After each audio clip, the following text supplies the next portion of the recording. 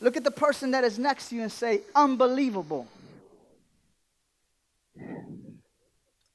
The dad welcomes his son into the house and he says, son, what did you learn at kids' church this morning? And he says, Dad, you're not going to believe the story they told us.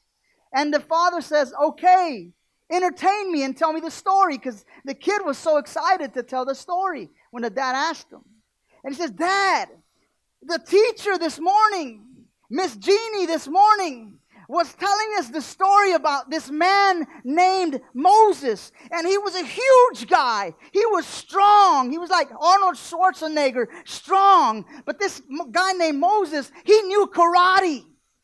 And the teacher was telling us that he went up to Pharaoh and he beat him up and he punched him. And finally he knocks him down. And when he's on the ground, he gives him one last punch and then another kick. And Pharaoh passes out.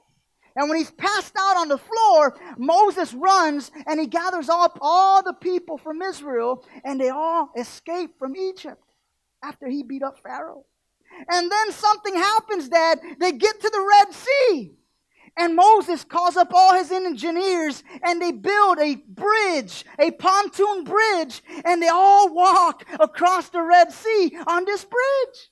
And his dad is like scratching his head. And the son is like, Dad, but it gets even better. And he says, what?